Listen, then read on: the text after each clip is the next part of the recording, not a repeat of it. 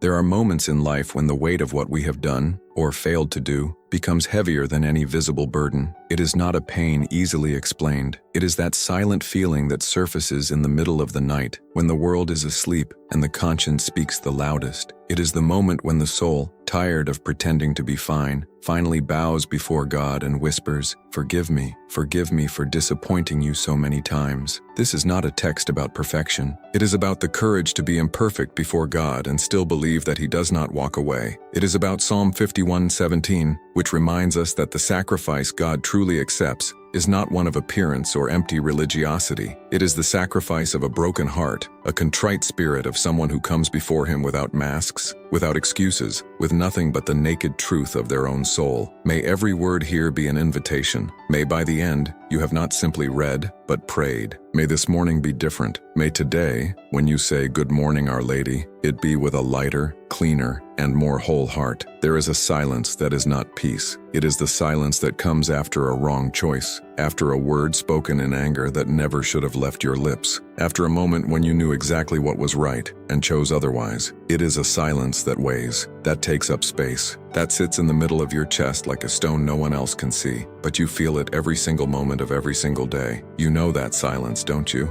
Perhaps it arrived in the form of a day when you promised to pray and never did, of an entire week when God was pushed to second place or third or 10th, while life kept moving forward and faith kept being postponed. Perhaps it came as a grudge you held when you should have forgiven, as pride you fed when you should have humbled yourself, as a small lie that seemed harmless at the time but stayed, or as a major decision made without consulting God, as though you were perfectly capable of walking alone. Most of us do not drift away from God all at once. We do not wake up one morning and decide to turn our backs on Him with certainty and resolve. That is not how it happens. What happens is far more subtle, far more treacherous, and for exactly that reason, far more dangerous. We drift away slowly, one step here, one compromise there, one day without prayer that becomes two, that becomes a week, one attitude that contradicts everything we believe but that we justify because we were tired, because we were angry, because it was just this once, and suddenly, we look back and realize how far we have come. Not far in the sense of having abandoned faith entirely, but far in the sense that the intimacy we once had with God, that feeling of walking alongside Him, of sensing His presence in the small things of the day, has been quietly fading,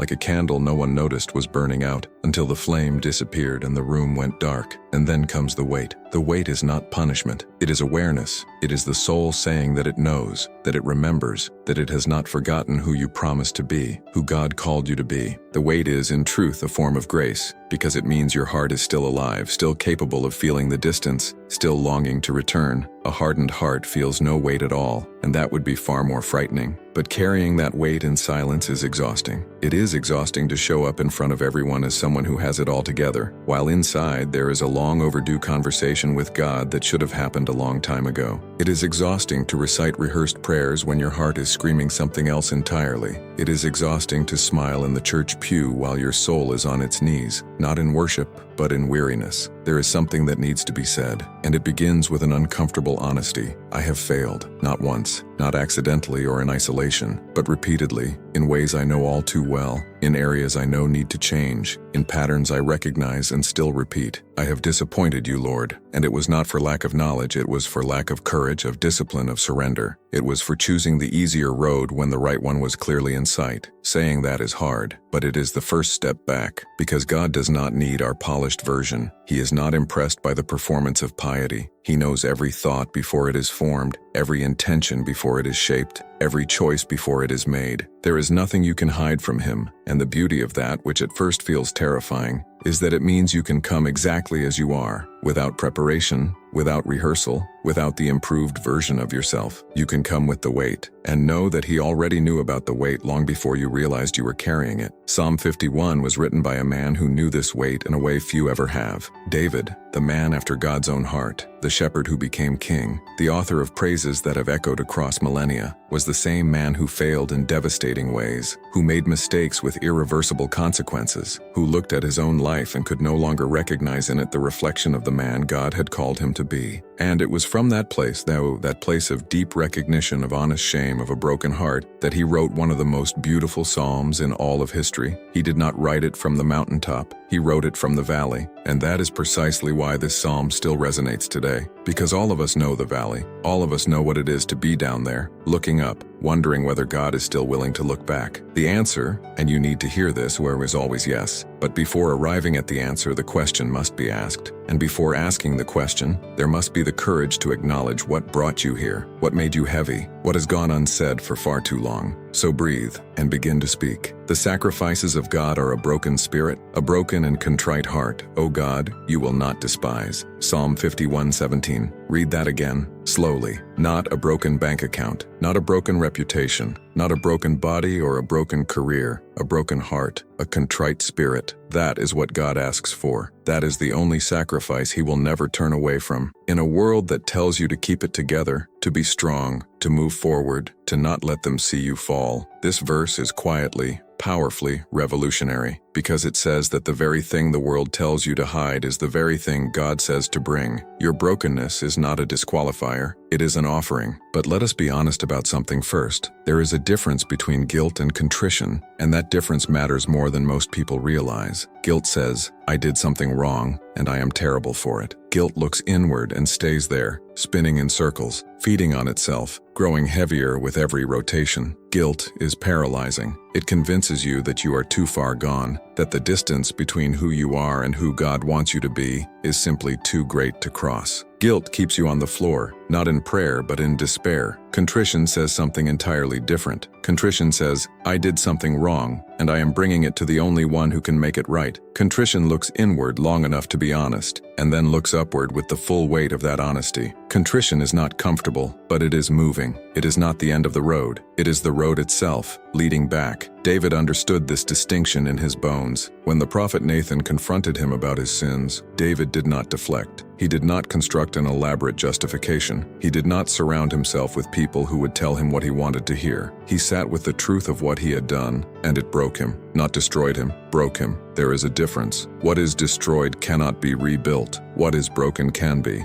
And a broken heart, in the hands of God, becomes something new. Think about what it actually costs to come before God with a contrite heart. It costs pride. It costs the carefully constructed image of yourself as someone who is managing, who is doing well, who has things under control. It costs the comfort of self-justification, that quiet internal lawyer who always finds a reason why what you did was understandable, was necessary, was not really that bad when you consider the circumstances. A contrite heart fires that lawyer. It walks into the courtroom of God's presence and says, I have no defense. I am not here to explain myself. I am here because I am broken, and because I believe, I have to believe, that you are the kind of God who does not look at a broken person and walk away. And here is the miracle at the center of this verse. God does not despise it. That word, despise, is worth sitting with. It means to reject with contempt, to look at something and turn away from it in disgust. And the God of the universe, the creator of all things, the one before whom the angels cover their faces, that God looks at your broken, contrite heart and does not despise it. He receives it. He has never once turned away a heart that came to him in genuine brokenness. Not David's, not Peter's, who wept bitterly after denying the very man he swore he would die for. Not the prodigal sons who had rehearsed his speech on the long walk home, fully expecting to be received as a servant at best, and found instead a father running toward him before he could even finish the sentence. God runs toward the broken. That is not poetry. That is theology. But there is something we must not skip over, something that is easy to rush past in our eagerness to get to the comfort of forgiveness. The contrition must be real, not performed, not strategic, not the kind of sorry that is really just an attempt to avoid consequences, or to feel better about ourselves, or to check a spiritual box so we can move on without truly changing. God, who knows every hidden corner of the human heart, is not moved by the appearance of repentance. He is moved by its substance. Real contrition costs something. It costs the willingness to stop, to actually stop, not just slow down, not just feel bad for a while before returning to the same patterns. Real contrition looks at the behavior, the attitude, the choice and says, this ends here. Not because I am strong enough on my own, but because I am surrendering this to you and asking you to do in me what I cannot do in myself. That is not weakness. That is the most profound form of spiritual strength there is, and it is available to you right now. in this moment, wherever you are, whatever you have done, however many times you have stood in this same place and made the same promises and fallen in the same ways, the invitation is still open. The door has not been closed. The Father has not grown tired of watching the road. Because here is what Psalm 51:17 is ultimately saying. God is not looking for the perfect person. He is looking for the honest one. He is not waiting for you to have it all figured out before you come to him. He is not requiring that you arrive with a plan for how you will never fail again. He does not need your guarantees. He needs your honesty. He needs the real you, the one underneath all the layers, underneath all the performance, underneath all the years of trying to be enough on your own. He needs the broken heart, because a broken heart is a heart that has finally stopped pretending, a heart that has finally let go of the illusion of self-sufficiency, a heart that has finally arrived at the only place where real transformation can begin, at the feet of the one who made it, who knows it, and who has never stopped loving it. Come broken, come honest, come as you are, because the God who created the universe out of nothing is the same God who rebuilds shattered hearts, and he has never once failed at either. There comes a moment. It does not always announce itself. It does not always arrive with dramatic music or a sudden flash of clarity. Sometimes it comes quietly, in the middle of an ordinary morning when the coffee is still warm and the house is still still, and something inside you simply says, enough. Not enough of life, not enough of God, but enough of the distance, enough of the weight, enough of carrying alone what was never meant to be carried alone. This is that moment. And if you are here, if something in these words has been resonating somewhere deep inside you, in a place you do not often let people reach, then perhaps this is not a coincidence. Perhaps you did not stumble upon this by accident. Perhaps this is an invitation, arriving exactly when it needed to, because God has been waiting for this conversation far longer than you have. So let this be the moment you stop reading and start praying. Not a polished prayer, not the kind you learned by memory as a child, recited perfectly with folded hands and closed eyes in a Sunday school classroom. Those prayers have their place and their beauty, but what is needed right now is something rawer, something truer, the kind of prayer that does not come from the lips first. It comes from the gut, from the place where the weight lives, from the part of you that has been quietly longing to speak. Close your eyes if you can, and breathe. Just breathe for a moment. Let the noise of everything else fall away. The notifications, the to-do lists, the worries about tomorrow, the regrets about yesterday. Just for this moment, let it all fall. You are not running from it. You are simply setting it down,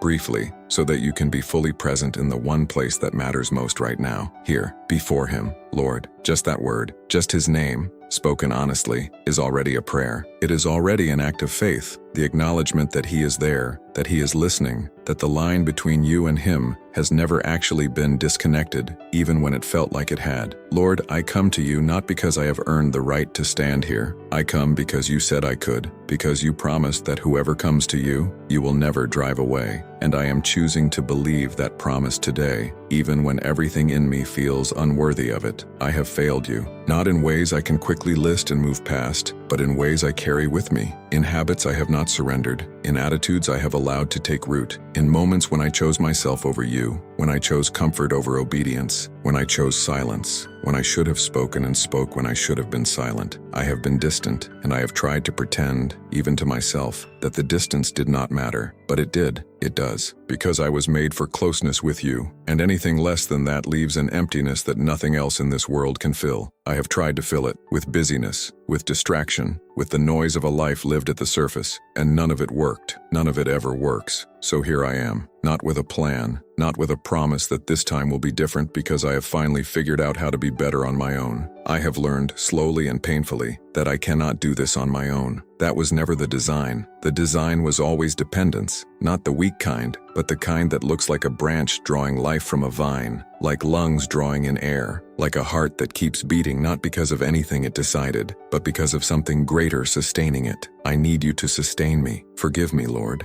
Forgive me for the times I treated your grace like a safety net I could fall into whenever I felt like it, without any real intention of changing. Forgive me for the prayers I said without meaning them, for the worship I offered with my mouth while my heart was somewhere else entirely, for the ways I have represented you poorly, to others and to myself. Forgive me for the specific things I have been avoiding bringing to you, the things I know are there, the things I have been walking around instead of through. You already know what they are, you have always known, and still you are here, Still you are listening. Still you have not turned away. That undoes me, Lord. That breaks something open in me that needed to be broken. I do not come asking for a life without difficulty. I do not come demanding that you remove every consequence of every poor choice I have made. I come asking for something more essential than comfort. I come asking for you, for your presence, for the kind of closeness that changes a person from the inside out, slowly and surely, the way water shapes stone not by force but by faithfulness. Shape me. I am not asking to be made perfect overnight. I am asking to be made willing to listen when you speak, willing to obey when it costs me something, willing to return to you quickly when I stumble, instead of letting shame keep me away, willing to believe, even on the days when belief is hard, that you are who you say you are, and that your love for me is exactly what you say it is, unconditional, unending, undeserved, and freely given. Our Lady, Mother of Mercy, you who stood at the foot of the cross and did not look away, intercede for me. You know what it is to carry sorrow. You know what it is to trust God in the middle of something that makes no human sense. Walk with me in this. Cover me with your prayers as only a mother can. Lead me always back to your Son. Good morning, Our Lady. I say it today not as a habit, not as a ritual, but as a declaration that I am beginning this day differently, that I am choosing in this moment to open my hands and release what I have been gripping too tightly, that I am walking into whatever comes today not alone, not in my own strength, but covered by grace I did not earn and sustained by a love I will spend the rest of my life trying to fully comprehend. Thank you, Lord, not for the easy things, but for the faithful things, for the grace that found me here, for the patience that waited while I wandered, for the love that never required me to be whole before it would receive me. Thank you for receiving me now. Something has shifted. You may not be able to name it precisely. You may not feel it yet in any dramatic or overwhelming way, but something has moved, quietly, the way the sky changes before the sun actually appears. The darkness does not disappear all at once. It softens. It gives way gradually to something warmer, something that was always coming, even when you could not yet see it. That is what grace does. It does not always arrive like a thunderclap. More often, it arrives like dawn, slow,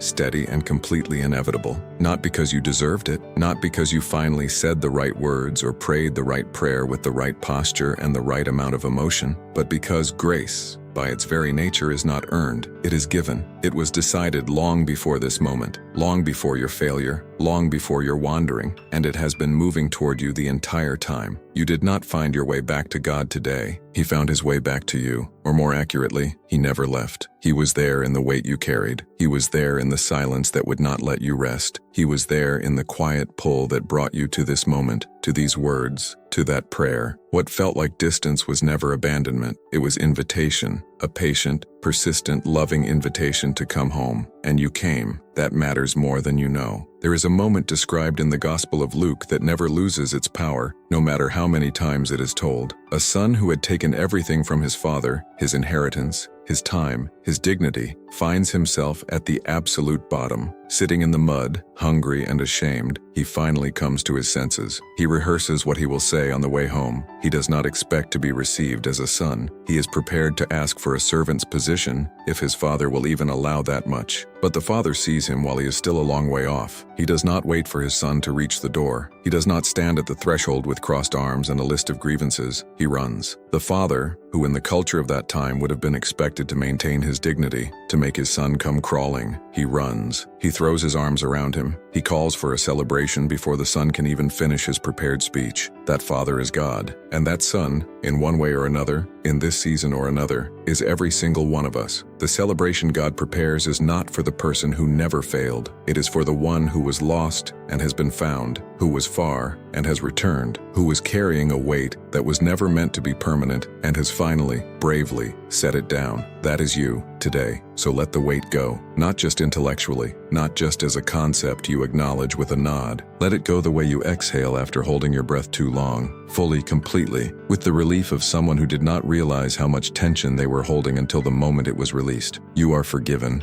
not partially, not conditionally, pending your future performance, completely. The slate is not just wiped clean, it is made new. That is not human logic. That is the logic of a love that operates entirely outside the limits of what we can earn or deserve. Receive it. This may be the hardest part for many people, not the asking for forgiveness but the receiving of it. We are often far more comfortable living in the residue of guilt than in the freedom of grace, because guilt, strangely, feels familiar. It feels like something we deserve. Grace feels almost too good to be true, too generous to be real, too vast to actually apply to someone who knows exactly what they have done. But grace is precisely that vast. It is wide enough to cover everything you brought to God today, everything you named and everything you could not find the words for, everything you remember and everything you have buried so deep you have almost forgotten it is there. Grace covers it all, not because your sins were small, but because the sacrifice that paid for them was infinite. You are not too far gone. You were never too far gone. And now, on the other side of that prayer, on the other side of that honest, broken, contrite moment before God, something is being rebuilt, not repaired the way you patch a hole in a wall, hiding the damage beneath a coat of paint. Rebuilt the way a skilled craftsman works, intentionally, carefully making something that is stronger in the places it once broke. There is a Japanese art form called kintsugi. It is the practice of repairing broken pottery with gold, filling the cracks not with something that hides the breakage, but with something that honors it. The philosophy behind it is breathtaking in its simplicity. The broken places are not shameful. They are part of the story, and when filled with gold, they become the most beautiful part of the piece. God does not hide your cracks. He fills them with gold. The places where you failed, where you fell, where you wandered, those are not disqualifications. In the hands of God, they become the very places through which His light shines most brilliantly. They become the parts of your story that will one day reach someone else who is sitting exactly where you were sitting, carrying exactly what you were carrying, wondering if grace could possibly extend to someone like them, and you will be able to say, with the authority of someone who knows from the inside, that it does. But that is tomorrow's gift. Today's gift is simpler. Today's gift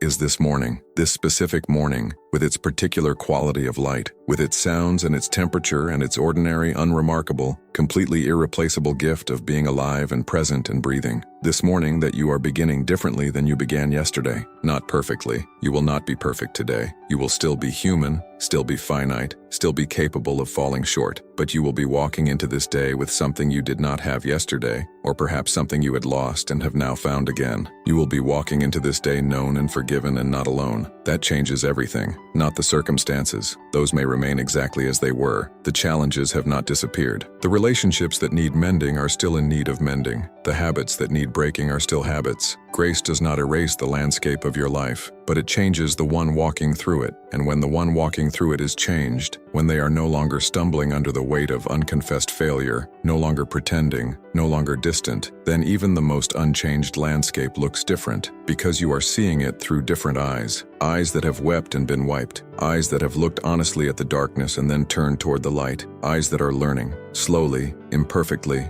and with great grace to see the way God sees, with mercy, with patience, with a love that is not surprised by failure and not diminished by it. So say it today and mean it. Good morning, Our Lady. Say it as someone who has just come from a real place, not a perfect place, but a real one. Say it as someone who knelt, in whatever way kneeling looks for you, and brought the truest version of themselves before God, and found that He was already there, already waiting, already arms open. Say it as someone who is beginning again, because that is what this morning is, a beginning, not the beginning. There will be other mornings, other moments of beginning, other times when the weight returns and the prayer needs to be prayed again and the grace needs to be received again. That is not failure. That is the rhythm of a life lived in honest relationship with God. Not a straight line upward, but a returning, again and again and again. Each time a little more familiar with the road back. Each time a little faster to recognize the distance and choose to close it. Each time a little more certain that He will be there, because He always is. He was there when you first believed. He was there when you drifted. He was there in the wait and in the silence and in the pull that brought you here today. And He will be there tomorrow and in every morning after that, and in every moment between now and the last breath you draw on this earth, and beyond even that, in ways that no language yet invented is adequate to describe. You are held. You have always been held. And today, finally, you know it again. Go gently into this day. Carry the grace the way you carry something precious, and carefully, gratefully, with the awareness that it is a gift and not a possession. And when the day brings what days always bring, the unexpected, the difficult, the moment that tests everything you prayed this morning. Return to what you found here. Return to the broken heart that God did not despise. Return to the prayer that cost you something real. Return to the grace that met you exactly where you were. And remember, the God who received you this morning will receive you again this afternoon and again tonight, and again tomorrow morning when you open your eyes to another day you did not earn and cannot fully comprehend. Good morning, Our Lady. Good morning, Lord. A new day has begun, and this time you are not carrying it alone. If these words touched your heart today, share them with someone who needs to hear this. Leave your amen in the comments. Your word may be exactly what someone else needed to find. Subscribe to the channel to begin every day with faith, reflection, and hope. May God bless you today